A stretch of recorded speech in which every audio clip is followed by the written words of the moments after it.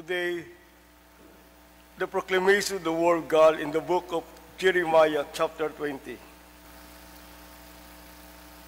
For I heard many mocking, fear at every side. Report, they say, and he will report it. All my acquaintances watch for my stumbling, saying, perhaps he can be induced, then he will prevail against him, and he will take our revenge on him. But the Lord is with me, and the mighty, awesome one. Therefore my persecutors will stumble, and he will not prevail. They will be greatly ashamed, for they will not prosper. Their everlasting confusion they will never forgotten. But, O Lord of hosts, that you test the righteous and see the mind of the heart, let me see your vengeance on them, for I have pleaded my cause before you. Sing to the Lord, praise the Lord. For he has delivered the life of the poor, and from the hands of the evildoers. The word of the Lord. Thanks be to God. Please stand for our responsorial psalm in Psalm 18. Our response is, in my distress I called upon the Lord, and he heard my voice. Altogether, in my distress I called upon the Lord, and he heard my voice. I will love you, O Lord, my strength, the Lord my rock and my fortress and my deliverer. Response. In my distress I called upon the Lord, and he heard my voice. My God, my strength, in whom I will trust, my shield and the horn of my salvation, my stronghold. I will call upon the Lord, who is the worthy to be praised. So shall I be saved from my enemies. Response. In my distress I called upon the Lord, and he heard my voice. The fangs of death encompassed me, and the floods of uncleanness made me afraid. The swords of Sheol surrounded me. The snares of death confronted me. Response. In my distress I called upon the Lord, and he heard my voice. In my distress I called upon the Lord, and cried out to my God. I heard my voice from his temple, and my cry came before him, even to his ears. Response. In my distress I called upon the Lord, and he heard my voice. Glory be to the Father, and to the Son, and to the Holy Spirit. As it was in the beginning, is now, and ever shall be, world without end. Amen.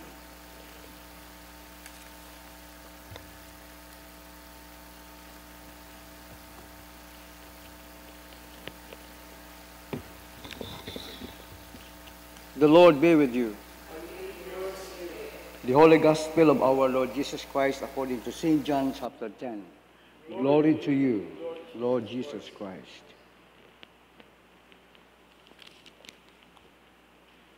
Then the Jews took up stones again to stone him. Jesus answered them, many good works I have shown you from my Father. For which of those works do you stone me? And the Jews answered him, saying, for a good work we do not stone you, but for blasphemy, and because you, being a man, make yourself God. Jesus answered them, is it not written in your law, I said, you are gods?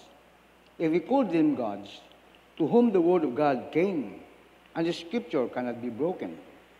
Do you say of him whom the Father sanctified and sent into the world, you are blaspheming, because I said, I am the Son of God? If I do not do the works of my Father, do not believe me. But some of them went away to the Pharisees and told them the things Jesus did. But if I do you do not believe me? Believe the works, that you may know and believe that the Father is in me and I in him. Therefore they sought again to seize him, but he escaped out of their hand. And he went away again beyond the Jordan to the place where John was baptizing at first, and there he stayed. Then many came to him and said, John performed no sign, but all the things that John spoke about this man were true, and many believed in him there. The Gospel of the Lord. Praise you, Lord Jesus Christ. Please be seated, and we'll have a short reflection concerning the Gospel passages this morning. But I would like to zero in nga kabangdanan kung haman yung bato si Ginoong Hesus at mga tao ay naghambal imaw nga, I am the Son of God. Ay hambal sa na pangutanay. Tell us plainly. Agayaw kami pagbutangan sa duda. So when Jesus explained to them, na maura, ay aking sanda. Ngani pa, kung atong ibutang ra sa atong personal perspective, throwing words against us is like stone throwing at us. Kung amat, ang bay Tagalog ay masakit ang katotohanan. Aman ba masakit dong kamatuoran? Kung sa typical na example ay, inahambagan ka ron nga, saga imong naubra nga ron. Kay bangod bugayon ka, agwa kan ilang koleksyonan, ay akig gating siga koleksyon kimo. But, kung ito ka ibutang sa korte, ay ginabasbasan ka ron, kusgado it huwes, ay tao lang. Kung ano rin mong pagka-arrogant at pagkabugayon, kung mahimo pabagan mo. Just like what happened in our society today. Haragon nung kamatuoran, ay sa kabuabo ang opinion, sa isari. May fake news, may good news. Ako amat dong good news, nahihimong fake news because of the person who is speaking about.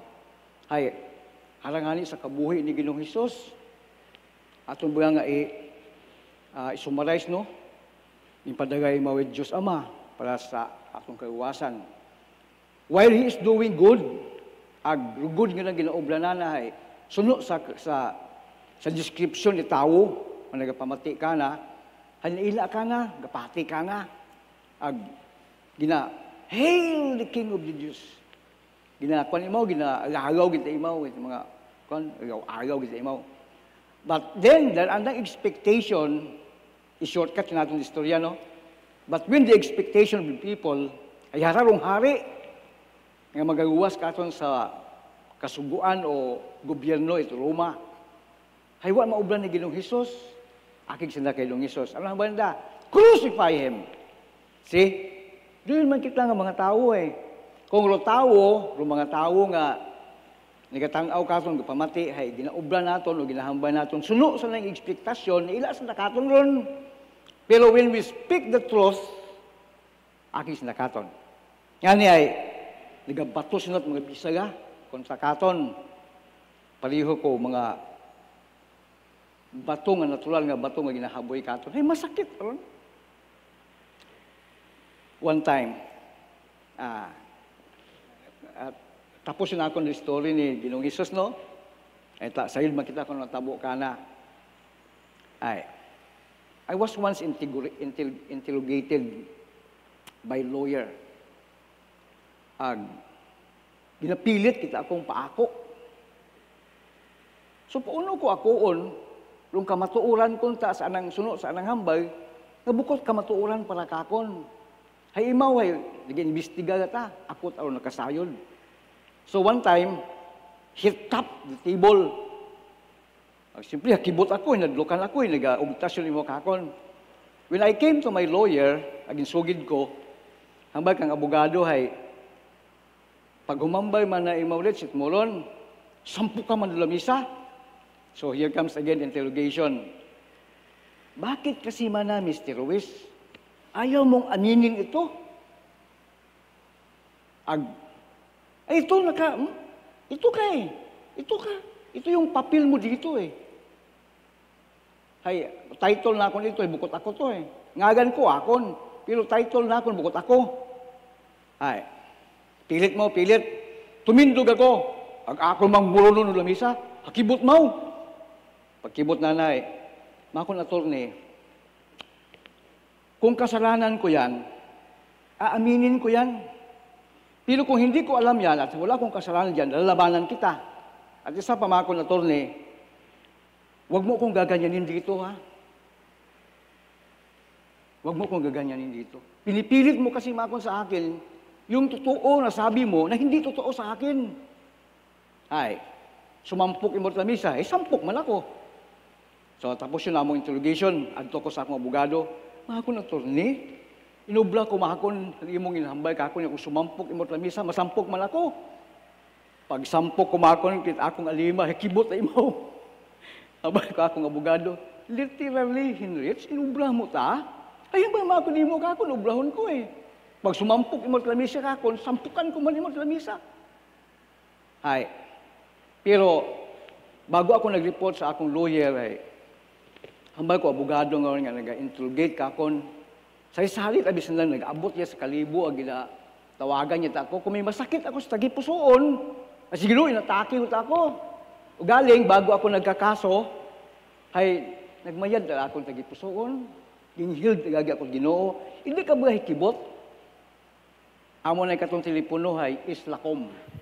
Magring among Islacom phone, ay, siyempre, good morning. Kaya kinabiton, tabi ako magsabat nga sa telepono, courteous kita eh. Good morning. Ay, ito ba si Henrich Ruiz? At Tagalog, opo.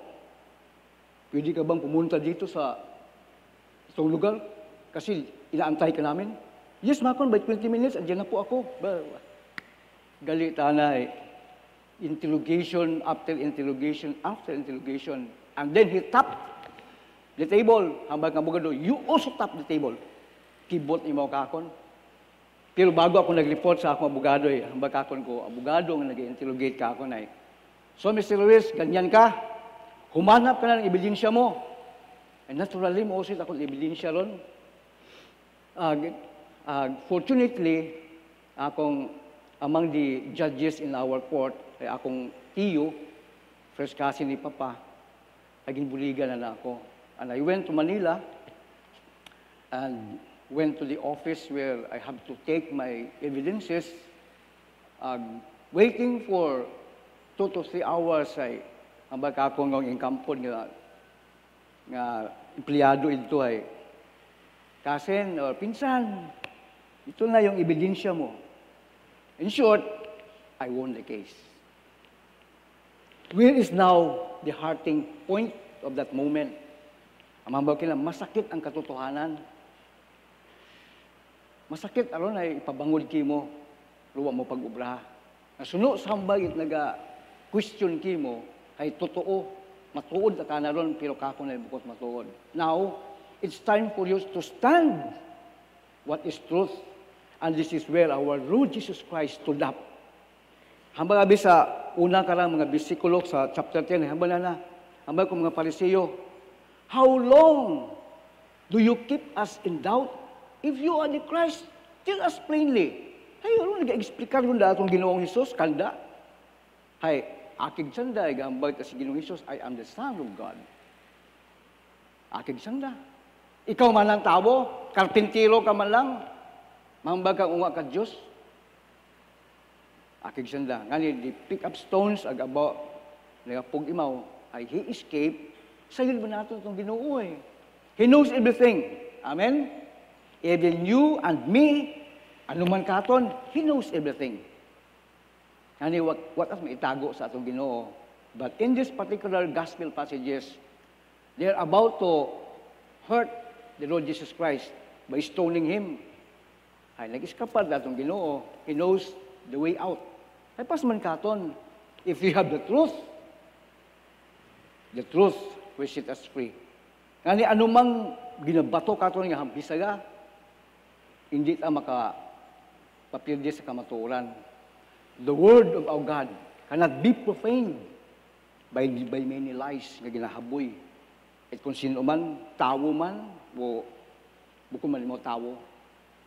Nga niyon kita, ay, nagatindo kita sa kamatuoran ay, we are being accused of being, mambag, kamatuoran, ginaubra mo, ginahambay mo, ay pilakan kapat bisaga, kitawo nga bukos mayad. When my case ended, akong kaso sa korte, tapos, some are speaking to me good words, pero there are still some nga gambay mata nga, mula dun. Susubit, wa man diya kakon do, di man kakon mabatian do, kamatuoran yung gid, o kabuhi ang kamatuoran yung gid, but God knows. Ima wata akon nga ginasaligan.